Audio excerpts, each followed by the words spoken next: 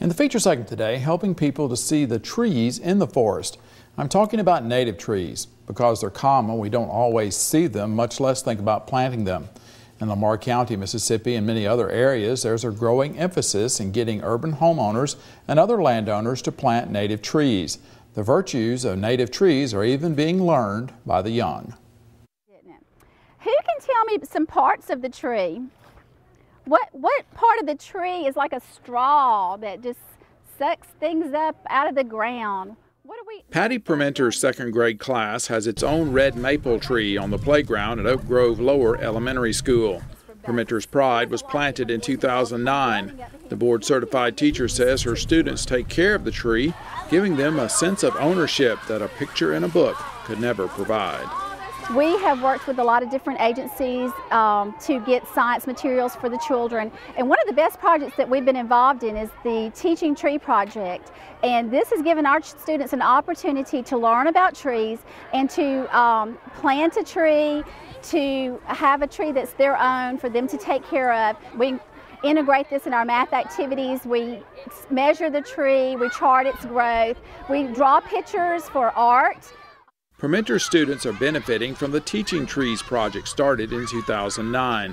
4 new elementary schools were completed that year in Lamar County to deal with its explosive population growth. The county's close proximity to Hattiesburg caused it to grow 41% from 2000 to 2010. New schools need landscaping. That presented an opportunity to plant native trees and introduce the students to them. The Teaching Trees project was spearheaded by the Lamar County Soil and Water Conservation District. In addition to other native trees, 5 Mississippi natives were planted in a small grove at each new school: the southern magnolia, ball cypress, longleaf pine, red maple, and a nuttall oak. And the teachers, when they talk about trees and forestry to the elementary students, they can walk outside and have an outdoor classroom environment and talk about trees that are native to our state.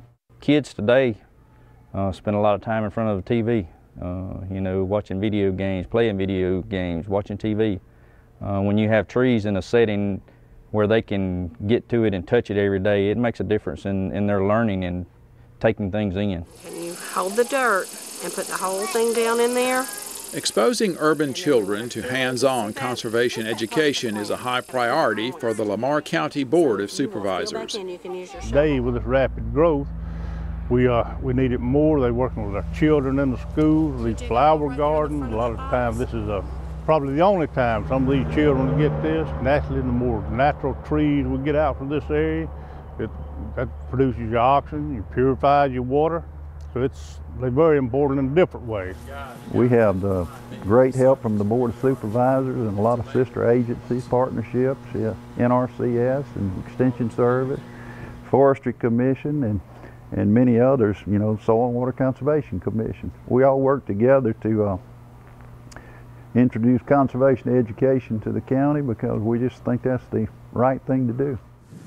Many Mississippi soil and water conservation districts are concentrating on getting landowners to consider the advantages of native trees. First, they are adapted to Mississippi soils and climate. Native trees require less maintenance, and the local wildlife prefer them.